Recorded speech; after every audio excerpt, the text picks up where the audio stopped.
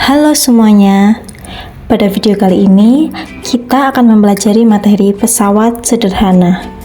Nah, dari video ini kita akan melihat bagaimana alat-alat sederhana di sekitar kita dapat membantu meringankan pekerjaan manusia. Yuk kita simak videonya. Nah, sebelum kita masuk ke materinya, yuk coba kita diskusikan beberapa pertanyaan berikut ini. Yang pertama, ketika kalian menimba air sumur, mengapa ember yang diangkat menggunakan tali terasa lebih ringan dibanding jika diangkat langsung tanpa tali? Kemudian, ketika upacara bendera, mengapa bendera bisa naik tinggi hanya dengan menarik tali ke bawah? Apa sebenarnya yang membantu proses tersebut? Nah, kemudian yang terakhir nih, kenapa ketika kita ingin naik ke tempat tinggi, kita menggunakan tangga yang miring? Kenapa tidak langsung meloncat saja? Nah, kita akan mencari tahu jawabannya melalui materi pada video berikut ini. Apa itu pesawat sederhana? Pesawat sederhana adalah alat bantu yang digunakan untuk mempermudah manusia untuk melakukan kerja atau usaha. Alat ini tidak menggunakan mesin, tetapi memanfaatkan prinsip fisika untuk mengurangi gaya yang dibutuhkan. Nah, contoh alat-alat yang sering kita temui dalam kehidupan kita ada dongkrak, gunting, sekop, dan lain-lain. Pesawat sederhana dibagi menjadi beberapa jenis.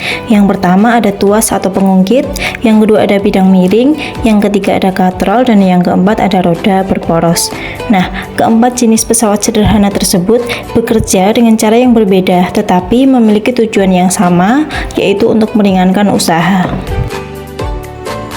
Jenis yang pertama adalah tuas atau pengungkit.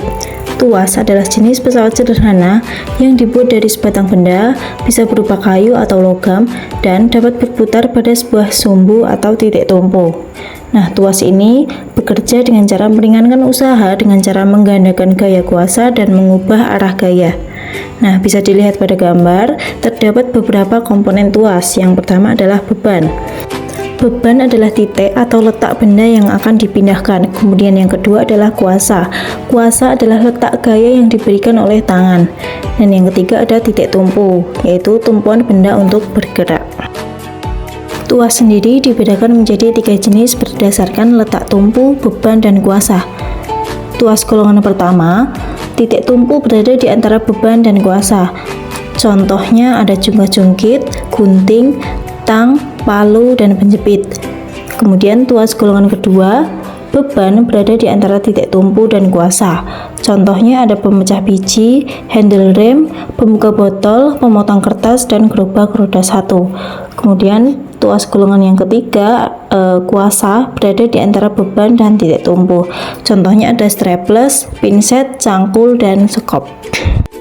Ketika kita menggunakan pesawat sederhana, kita akan mendapatkan keuntungan mekanis. Keuntungan mekanis adalah keuntungan yang diperoleh ketika kita menggunakan pesawat sederhana.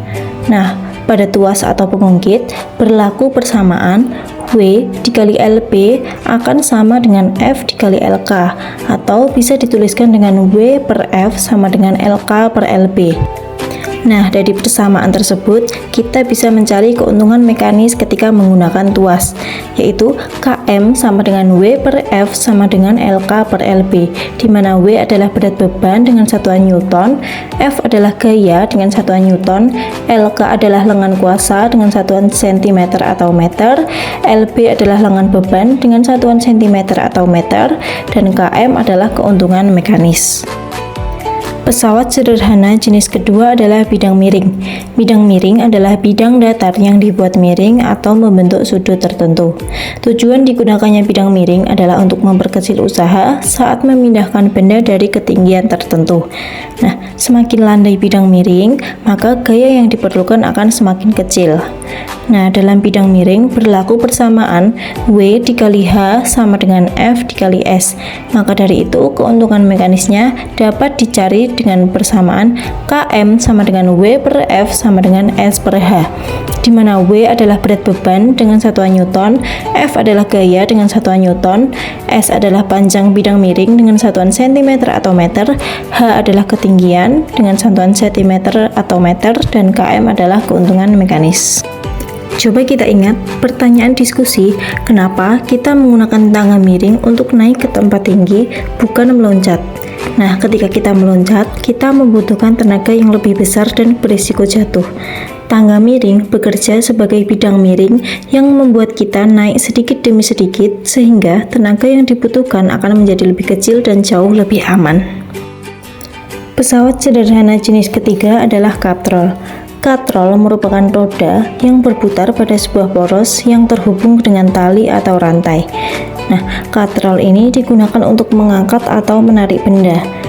Berdasarkan jumlah katrol yang bekerja, katrol dibedakan menjadi 3 jenis. Jenis yang pertama adalah katrol tetap. Pada katrol tetap terdapat beberapa komponen. Ada titik tumpu, ada beban, ada kuasa, kemudian ada lengan beban dan lengan kuasa. Nah, pada katrol tetap ini, panjang lengan beban sama dengan panjang lengan kuasa. Maka dari itu, W sama dengan F. Sehingga keuntungan mekanisnya dapat dihitung dengan W per F sama dengan LK per LB sama dengan 1. Jenis katrol yang kedua adalah katrol bebas. Pada katrol bebas ini memiliki beberapa komponen. Ada titik tumpu, ada gaya, ada berat, ada lengan beban, dan ada lengan kuasa. Nah, pada katrol bebas, panjang lengan kuasa adalah sama dengan 2 kali panjang lengan beban. Maka, W sama dengan 2 kalinya F, atau F sama dengan setengah dari W. Maka dari itu, keuntungan mekanisnya dapat dihitung menggunakan W per F sama dengan LK per LB sama dengan 2. Jenis katrol yang ketiga adalah katrol majemuk atau katrol gabungan dari katrol tetap dan katrol bebas. Nah, pada katrol majemuk ini, keuntungan mekanisnya dapat dihitung dengan memperhatikan banyak katrol atau N pada sistem atau banyak tali yang menopang katrol. Sehingga keuntungan mekanis pada katrol majemuk sama dengan W per F sama dengan N, di mana W adalah beban dengan satuan Newton, F adalah gaya dengan satuan Newton, N adalah jumlah katrol atau jumlah tali yang terhubung dengan katrol, dan Km adalah keuntungan mekanis. Coba kita ingat lagi pertanyaan diskusi di awal video tadi. Nah, ketika kita menimba air dari sumur, ember yang diangkat dengan tali dan katrol akan terasa lebih ringan karena katrol membantu mengubah arah gaya dan membuat gaya yang kita keluarkan menjadi lebih efisien.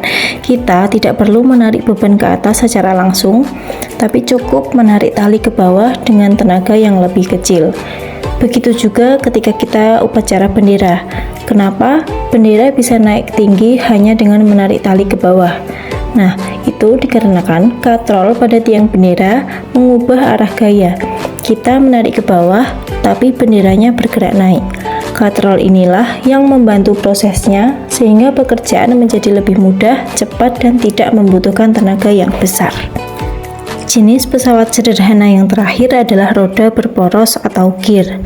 Roda merupakan jenis pesawat sederhana yang prinsipnya menggabungkan roda pada sebuah poros yang dapat berputar secara bersamaan. Salah satu gear berjari-jari lebih besar dengan putaran lebih lambat, dan satu gear lainnya berjari-jari lebih kecil dan dapat berputar lebih cepat. Nah, roda ini dapat memperkecil gaya yang dibutuhkan untuk menggeser benda dengan memindahkan gaya gesek. Kemudian, keuntungan mekanis pada roda berporos dapat dihitung menggunakan persamaan Km sama dengan R roda dibagi R poros, dengan Km adalah keuntungan mekanis, R roda adalah jari-jari roda dengan satuan cm atau meter, dan R poros adalah jari-jari poros dengan satuan cm dan meter. Wah, banyak juga ya jenis pesawat sederhana. Dengan memanfaatkan pesawat sederhana, pekerjaan yang kita lakukan menjadi lebih cepat, lebih ringan, dan lebih aman. Nah, hal ini menunjukkan bahwa memahami konsep fisika sangat bermanfaat dalam kehidupan sehari-hari. Yuk, coba kita simpulkan materi pada hari ini.